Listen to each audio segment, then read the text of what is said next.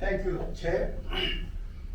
Dear book lovers, it is overflowing, and seldom does it happen.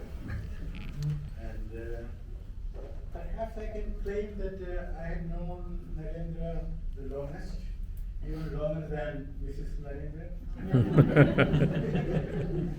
And I started the question to Narendra. Your daughter Priyadarshini came out with a book, and Priyadarshini Anisha. So which one came out first, your book or her book? Okay. Anyway, we look forward to more books from both of you. Now, before I come to foreign policy,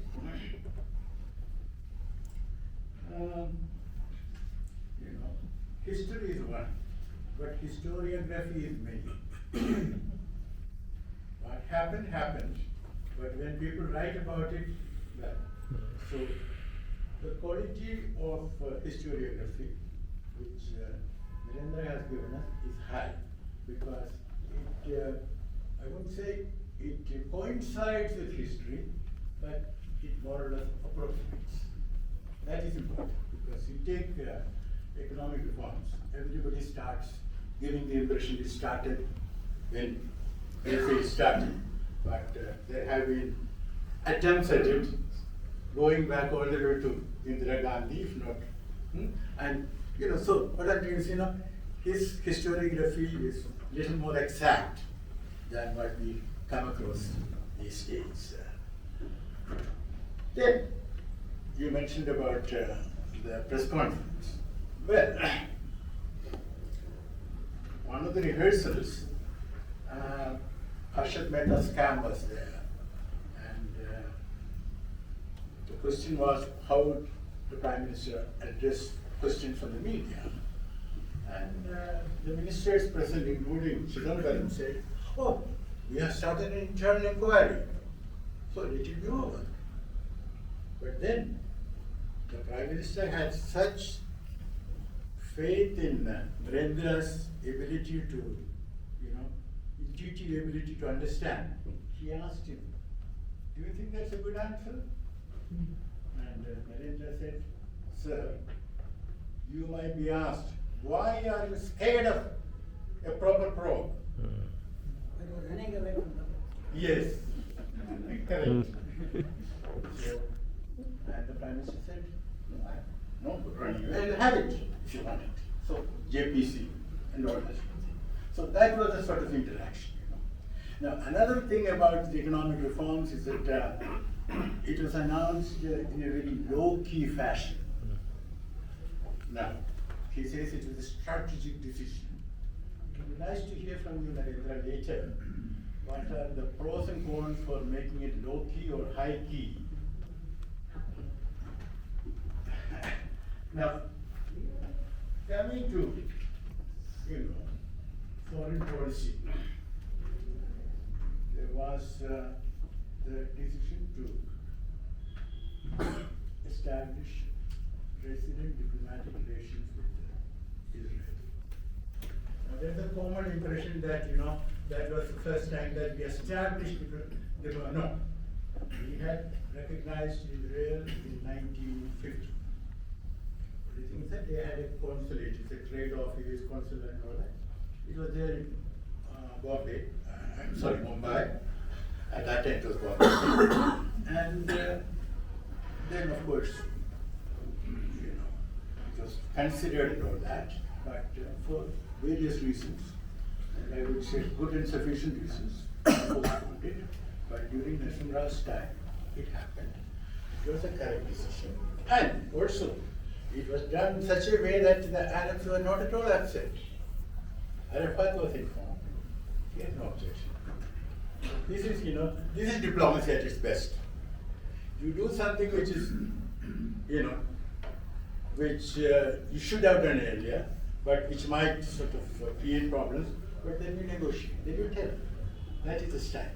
Then of course, we had the East, well, now we call it what? Actist, but it's again, it's all the same, sometimes the names change, but That is, we are neglected, or rather, we are not given enough importance.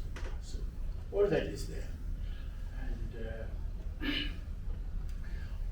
on the whole, I would say about this book that there is a lot in this book.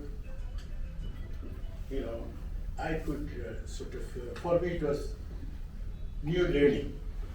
Even about things which I had known a little bit, but there was new learning. And the style that is something which I enjoy. Now, I will just say that, you know, when the Babri Masjid happened, well, yeah, I have some questions because, you know, basically it was the UP government which gave some assurance which was not, you know, sort of fulfilled by the UP government. And I think at some point, Prime Minister knew that, well, he could be certain that it will be fulfilled. There is a lot to say about it, but anyway, when that happened, and our friend says that, you know, that there's a funerary atmosphere in the Prime Minister's house when you went there. And, you know, so it's worth reading. Now, I was going to read it, but I won't read it, and I think you should better buy the book so that you can get his signature now. Thank you so much. Thank you, Dr. Fabian, particularly for keeping within the time limit, because I'm sure that there are a number of questions. Please, let me just finish and then so that we'll have some question and answer, but I thought perhaps to begin with, a couple of questions have been raised by our two panelists. Would you like to respond to them and before I open it to the House? I work with Mr. Chandrasekhar also, very quickly. Then Narasimha. Both of them used to say, we want to cool the political temperature.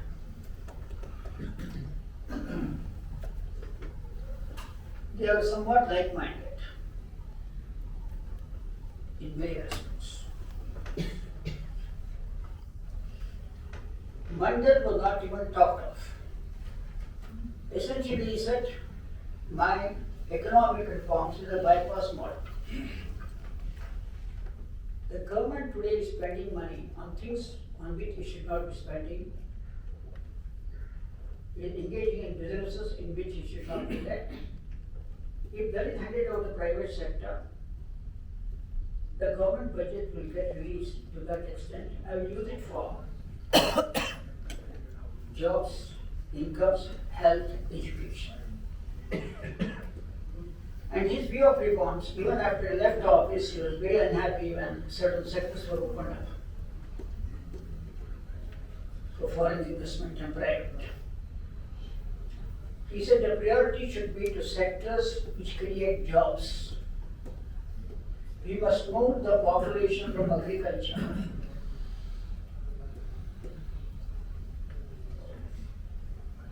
Another thing I have not put it there. He said, today, globalization wants to enter the village, but I want the village to enter the global market.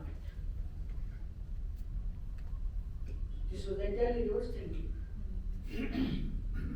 What Prasannan says is very right in the sense that once economic reforms happened,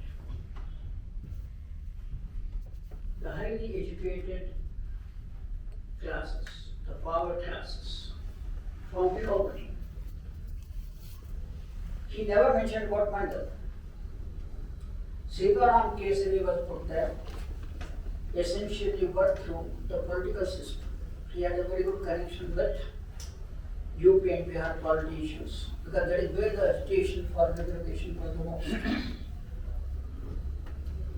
So to that political management that diffused the crisis.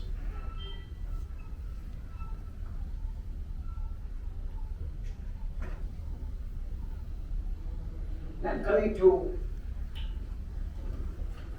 the China thing, I think there are people from the foreign service and better equipped to answer this question. I have dealt with it. The Lee Pen visit it was not played up too much, but a lot of things happened behind the scenes, working out, paving the way for a 1993 visit. My book mentions something. In June 1992, we went to Japan. On the way back, he called me to his room, his cabin, on the aircraft. We were discussing. He said, somehow we must find a way to live in China. We cannot afford a war. Look at this, he went in September 1993 to sign the agreement, but 1992 June, you were thinking of it. And coming back, he called me and his other confidant, Mr. P.V.R.K. Prasad, and said, both the countries have injected a lot of poison into the British minds about each other. Therefore, it is very difficult to come to any kind of agreement with China. How to remove that poison? Work on the media. My book says what all we did and done. I am not going into that. So that thinking so much ahead and planning it, we give the benefit. Today, we may not be very happy with what is happening with China, but for quite some time, the border was tranquil. Yeah. Thank you. Okay, so let's now take some questions, please. Please identify yourself, please ask a question, do not comment. Please, very brief.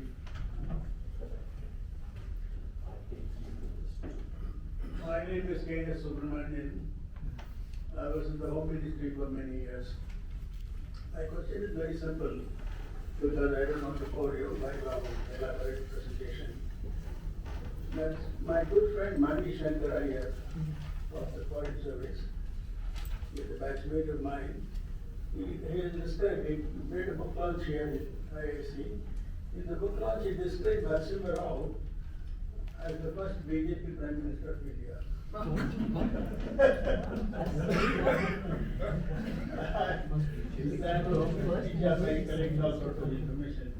Mani is very interesting. His book is very, very interesting. What is the question? What is the reaction to the description of Okay. Narasimha Rao? Okay, as the first was he BJP Prime India's Minister? first BJP Prime Minister? Okay, we'll ask. Over. My question to Kavit sir and Sir, Sir please is, identify yourself. yes, my name is Rudraksh Shineja. I'm a third-year law student and founder of a youth-led independent think tank. My question to Sir and Kavit sir is, at the time of Babri Masjid, the OIC and the OFD, they were on power in India, they were overpowering. How did the Foreign Service and the MEA, collectively with PMO, handle out this issue? Okay.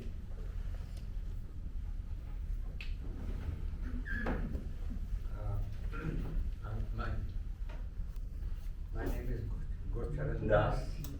I wrote a book called India Unbound, in which there's a chapter called The Golden Summer of 1991, in which I interviewed Amarnath Verma took me to meet Narasimha Rao, and I met Manmohan Singh, Montek, Rakesh Mohan, all the players who were involved in the reforms.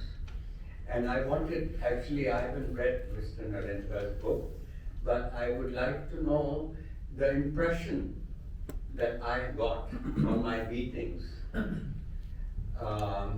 And especially the meeting with Narasimha Rao was very different from what I had expected, and maybe you can correct me if I'm wrong, but I have gone on record to say this, that I went in believing, really, this was, by the way, in 1990, after the reforms were over, and Narasimha Rao was in trouble. There was all kinds of court cases, etc. And he was, the Congress party was distancing itself. And that's where Mani Shankar Iyer's comment is prescient, because they did not like him. And this is not just the left wing. but the middle part of the Congress party as well. So I walked in, he came in from a shower wearing a fresh lungi, and this was 7:30 in the morning at his house. And I had expected a man who, in my eyes, was a great reformer, who had finally, India had got its economic independence after 40 years, after having sacrificed 2 generations to missed opportunities. And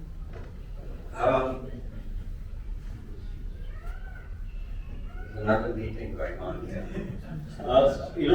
Please do not have side conversations here. This is very, very impolite. Anyway, I won't take long, but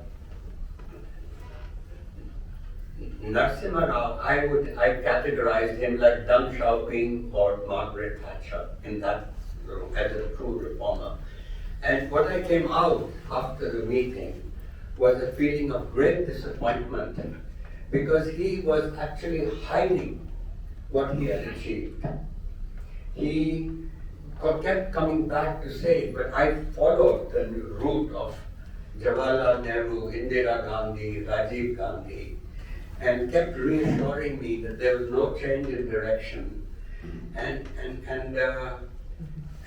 so it was all a reform done chupke, chori, chori, at night when the country was asleep.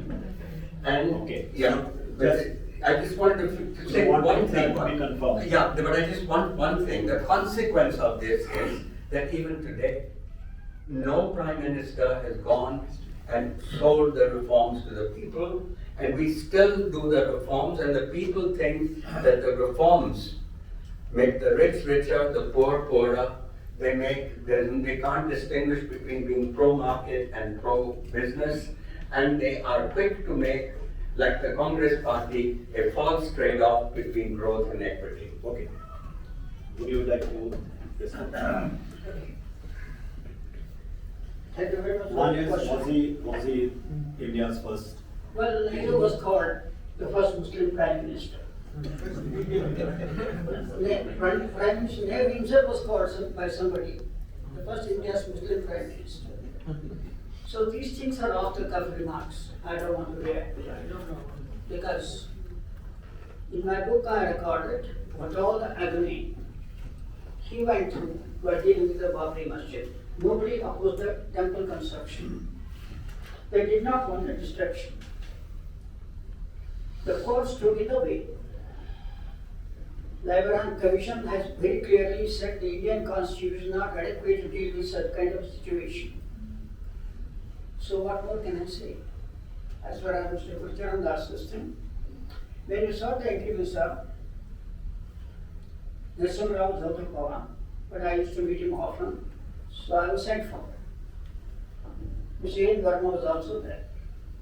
They asked me, because various media people used to seek interviews, you would always consult me whether we should meet them. So I told him, I don't know, since you are facing so many, because one of the things that had happened was, the courts were very unfair to him. In the chamber they will say something, but in open court, they will use all kinds of language to make him look like a criminal. So he said, in fact, he did not write his book on Ayodhya until all these things were clear. He did not want to meet media people because he said, there are people who are afraid of me. The moment I come out in the media, they will start attacking me. So I don't want to meet them. So I told him, since he is there, Gurcharan Das, I didn't know